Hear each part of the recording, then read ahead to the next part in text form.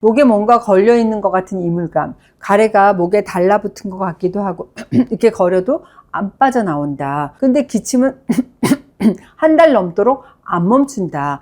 감기인가 싶어서 이비인후과 가도 이상 없다고 하고, 약 먹어도 나는 잘 낫지 않는다. 이런 증상으로 내원하시는 분들이 계십니다. 단순 감기가 아니죠.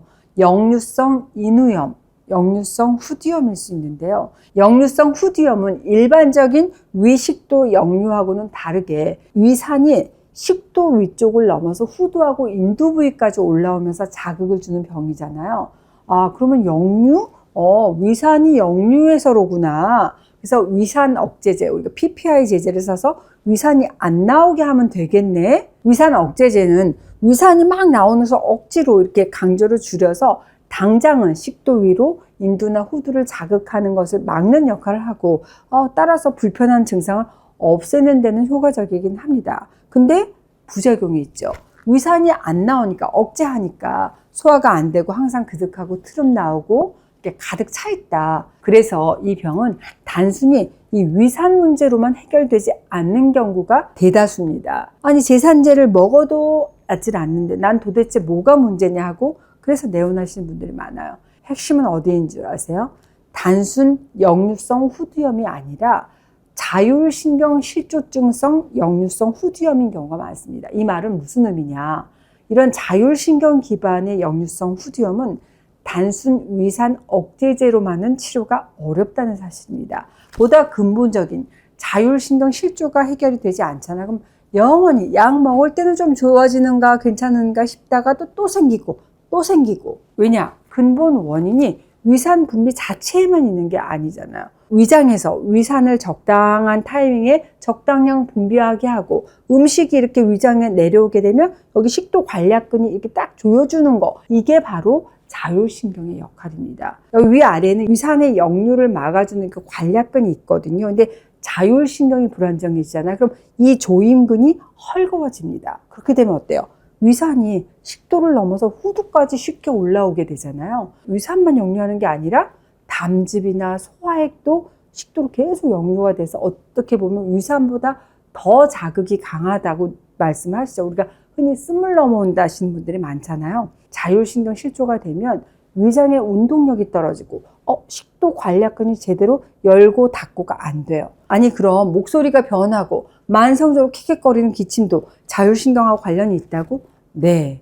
점막이 반복적으로 손상되고 교감신경이 항진된 상태가 지속이 되잖아요. 후두 근육하고 성대 기능도 영향을 받습니다. 이로 인해서 목소리가 쉰 목소리가 나오고 만성적인 기침, 인후 통증 같은 증상이 나타나게 되는 거죠. 네, 자율신경입니다. 결국 뿌리를 다스려야 돼요. 뿌리?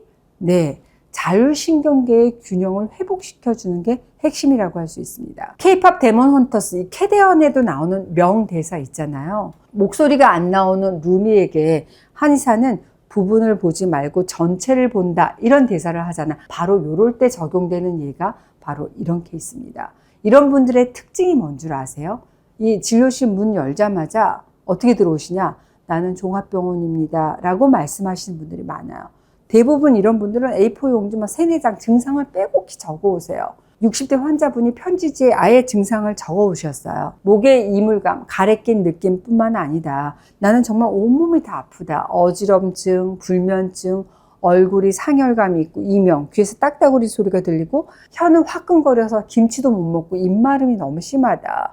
소화가 안 되고 소변을 너무 자주 그러니까 밤에 잠을 제대로 못 잘 정도다. 손발 만져보면 시린데 얼굴은 뜨겁고 불편한 증상만 거의 30가지예요. 안 가본 병원이 없어요. 여기가 마지막입니다 하시는 분들이죠. 이런 경우에는 당장 눈에 보이는 그 증상만 치료할 게 아니라 근본 원인이 어디에 있는지 파악하는 게 바로 치료의 열쇠라고 할 수 있습니다. 자율신경계 이상, 그러니까 화병을 앓았다고 하시는 분들도 많고, 이런 화병 환자분들 중에서는 보통 이제 신경성 위장병을 함께 동반하는 경우가 많아요.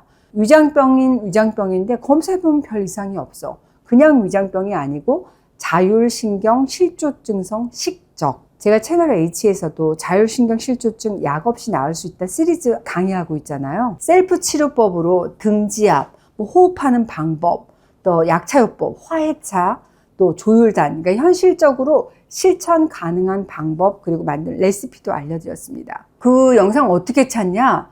유튜브에서 찾고 싶은 단어 H로 검색하시면 돼요.